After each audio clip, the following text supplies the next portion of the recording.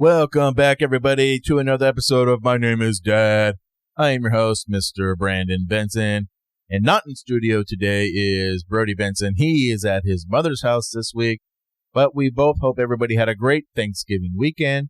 And before we get started, let's get this sponsorship thing out of the way, which is Point B Grading and Turfgrass Maintenance, LLC, providing all of your landscape needs. A licensed contractor, a real licensed contractor, which helps you, which protects you and protects the contractor himself. You know that your contractor is licensed, insured, bonded, and will provide great quality work. And if he doesn't, you get to turn him into the register of contractors. So that's why it is good for you to always hire a licensed contractor. And you can check us out at pointbgrading.com and pointbgrading@gmail.com. All right, we're moving in out of the regular season of college football into the College Football Conference Championships. And the big story after rivalry week was Lane Kiffin, the head coach of Ole Miss, leaves Ole Miss to become the next head coach of LSU. Now, going just based off my memory, this is not the first time Lane Kiffin has done something like this. He has, at first he became the head coach. He surprisingly became the head coach of I think they were the Oakland Raiders at the time, but the Raiders, he got fired from there. He then became the head coach of Tennessee, which Tennessee was a big program. They still are. They're in the SEC. They're a big program. They had Peyton Manning, T. Martin, played for national championships. He goes to Tennessee. He ends up leaving them after like 1 or 2 years to become the head coach of USC, and Tennessee people were not happy. They were like, we're Tennessee. We're a big SEC program. We play for national championship. Why would you just get up and leave for USC? I didn't know that Tennessee was such a bad program that their coach would just leave them for another school. Then after a couple years, Lane Kiffin gets fired from USC because they go from Pete Carroll, national champions, best team in the nation every year, to mediocrity, and they lose to ASU one year. When he gets back on the plane, they fire him. As soon as he gets back off the plane, back in Southern California, he gets fired. And he becomes an assistant at Alabama under Nick Saban. He gets fired from Alabama because he took the Florida Atlantic job at the end of the regular season, and Alabama was still going on to play in the college football playoffs or bowl games, whatever it was. And Nick Saban told him, dude, you can't be here if you're going to take the Florida Atlantic job. If you're going to take that job, then go. Like, you can't be here recruiting players, doing all this stuff. Then he becomes the head coach of Ole Miss after somewhat, I guess, successful at Florida Atlantic. Becomes the head coach of Ole Miss. He brings the team back from mediocrity into the college football playoff. They're 11-1. They're going to be in the college football playoff. They have a chance to play for the national championship. And he decides to leave to go to LSU to become the head coach of LSU. Now, I don't understand why it was so important to go from one SEC school to another SEC school. Now, just because a team has won a national championship before under Nick Saban, under Ed Orgeron, why this is such a prestigious, why this is such such an improvement on the job that he had before. I don't know. I don't know all the details, but the way I say it is, Lane Kiffin has really never won anything. As I mentioned, he got fired from the Raiders, was a loser. Went to Tennessee, didn't do anything there for a year or two. Went to USC, they got worse. Went to Florida Atlantic, they maybe had a couple winning seasons, but he's never won anything. I don't know why everyone just thinks he's like this super tremendous coach. He hasn't won anything. And I even heard a story that he was the backup quarterback at Fresno State for David Carr back in the day. And he showed up to practice or something like that, and he showed up in like T-shirts and shorts, and the coach was like, what the hell are you doing, bro? And he was like, well, David Carr's the star. I'm not going to get any reps, so I didn't feel like dressing out. And the coach was like, bullshit, go back and dress out. So then I guess he went back and he put on like a polo shirt and said, well, I'm just going to be an assistant coach now. And that's where his coaching career started. So this guy's a quitter. He's a known quitter. And again, he wanted to coach the Ole Miss team into the playoffs and for a national championship, yet he already has accepted the job to go to LSU. If I'm Ole Miss, I'm like, get lost, bro. Like, no way you're going to try to, especially in the transfer portal era, no way you're going to try to recruit these players and get them to transfer to LSU and all this stuff. Get lost, dude. So good for Ole Miss. I hope they sue him. I heard that he's going to get sued by Ole Miss, and he should. But again, it just feels like he's splitting hairs here. LSU, Ole Miss. I mean, the top two jobs in the SEC is Alabama and Georgia, and then you have the bunch of the middle, then you got the lower part, and Ole Miss, Tennessee, LSU, Florida. All these jobs are right in the middle. They're all just SEC jobs with schools that have giant stadiums and lots of money. Like, I don't understand why it was such a big deal to go to LSU. I kind of really am going to root against LSU now for sure. And I told Bro the other day, I go, well, Ole Miss is probably just going to get the next Manning kid that's a star quarterback that's going to go to Ole Miss and he's not going to go to LSU because the grandfather, Arch Manning, he went to Ole Miss. Eli Manning went to Ole Miss. So you got to think another one of these Mannings is going to go to Ole Miss at some point. The other one already went to Texas. So I don't know. It's just, I don't understand why it was such a big deal. I mean, Lane Kiffin has won nothing. So I don't understand this. Okay. But enough about Lane Kiffin. Let's talk about the real reason we're here, and we're talking about conference championship games. And let's start out with just the matchups right here. In the Sun Belt, and this is being played on Friday, we have Troy University at number 25, James Madison. James Madison recently, a couple years ago, came up from the FCS, and they've just been kicking ass ever since they've been to the FBS. The American Athletic Conference, also being played on Friday, is number 4, North Texas, at number 20, Tulane.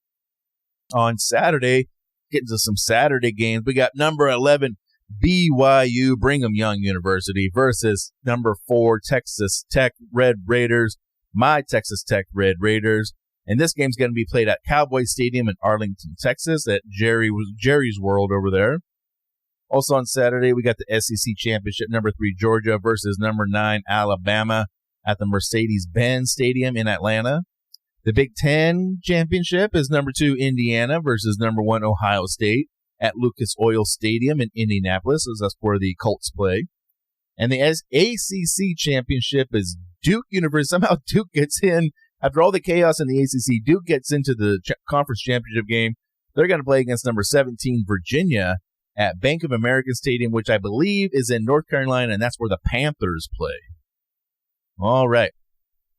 Now let's talk cover straight dog, and let's start with Brody's cover pick. He's got Texas Tech, my Texas Tech Red Raiders, minus 12.5 versus BYU. He thinks Texas Tech is just going to dominate this team. And again, when this team first played in Lubbock earlier in the season, obviously Texas Tech won. It was a windy day. But the thing is, Texas Tech, their team is based around defense, and defense wins championships, all right? And I got to think that Texas Tech is going to take care of business. I think they want this game bad. So I am on with Brody here. Texas Tech minus 12.5 versus BYU. My cover pick is Georgia. Georgia minus 2.5 versus Alabama. I think Georgia's just a better team. And they're playing on a neutral field, which if it were playing in Alabama, then maybe this game might be a pick 'em and stuff. But it's not a neutral, so I will take Georgia to cover the 2.5 versus Alabama. Brody Benson, his straight pick is North Texas versus Tulane. This is going to be a close game, I think. I think both these teams want to get into the college football playoff. Whoever wins this game has a really good chance of getting into it. It's just kind of whoever wants it more, I think. All right, my straight pick is Texas Tech University, the Texas Tech Red Raiders versus BYU. Again, Texas Tech is playing for its first Big 12 championship ever since moving from the Southwest Conference to the Big 12. And I don't think they want to give any excuses to the college football committee, the college football playoff committee, or any of the haters out there.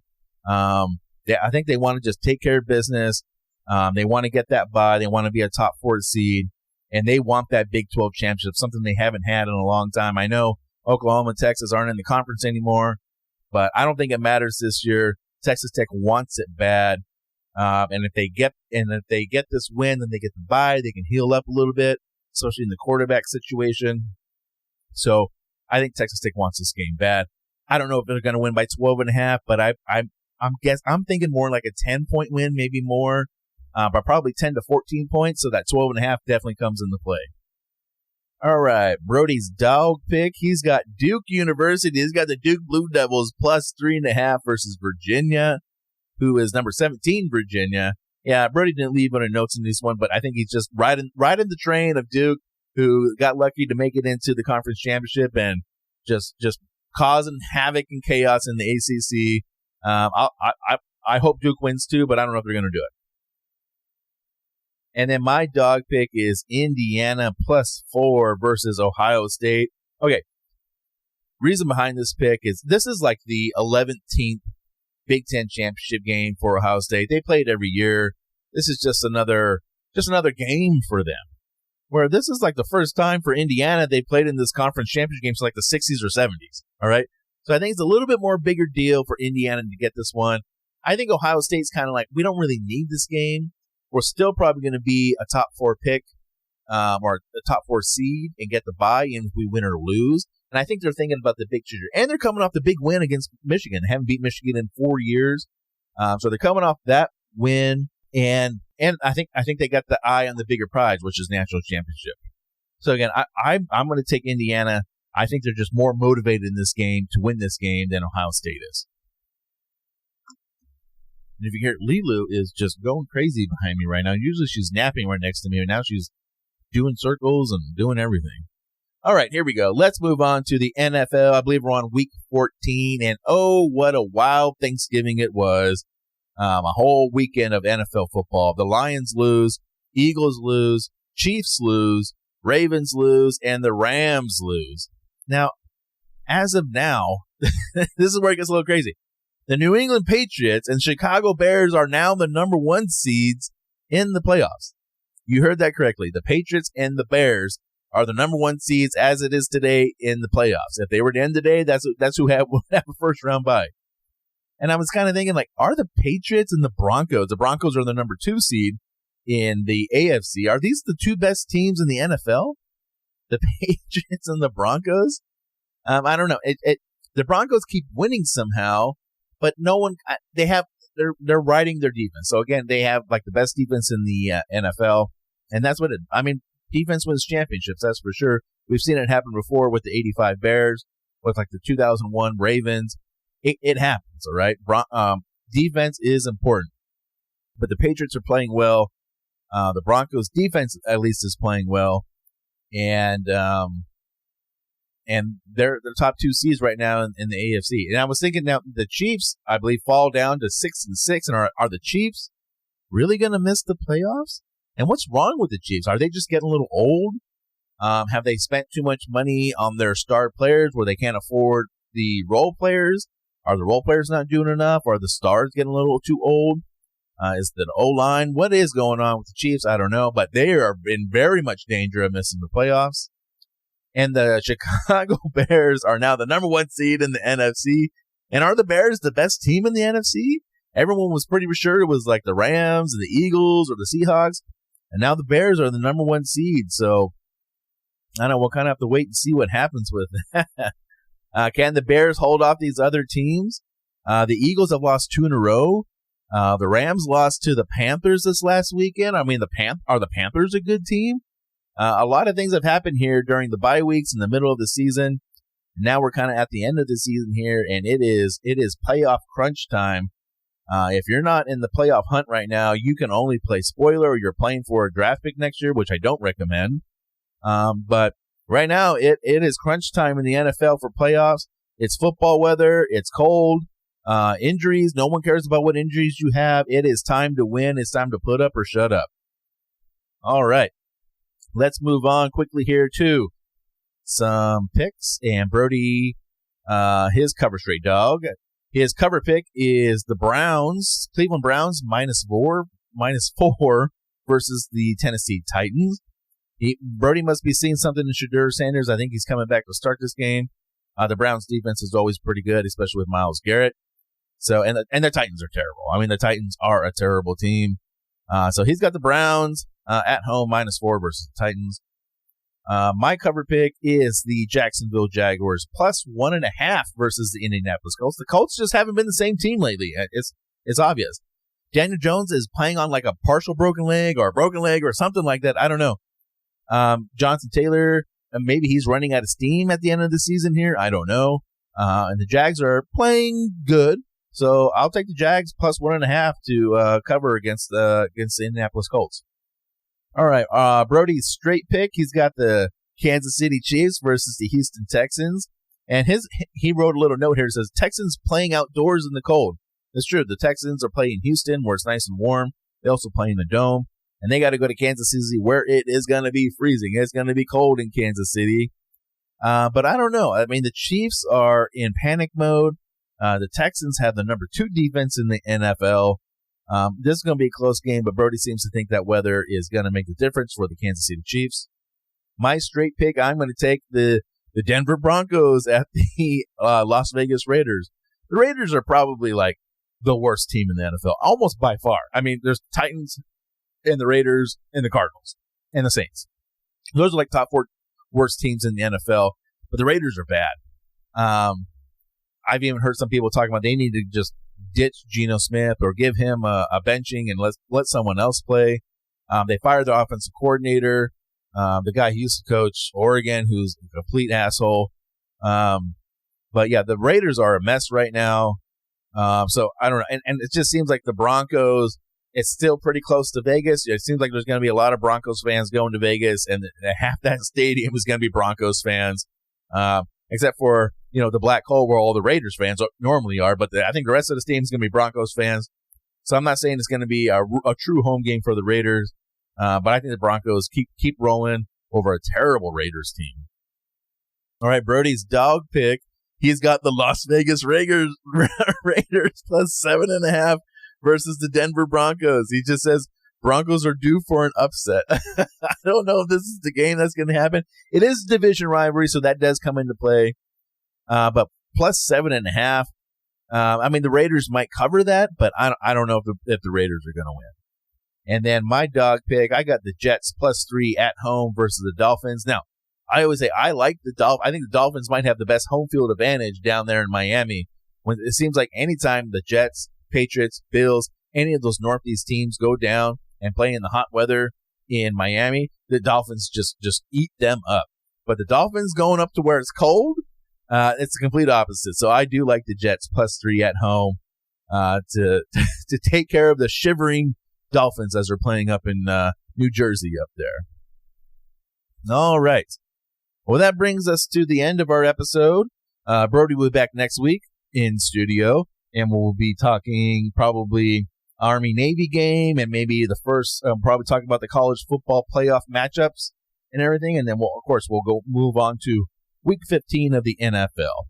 All right. Thanks again for listening. You can find this podcast wherever you listen to podcasts, and catch you on the flip side. Thanks.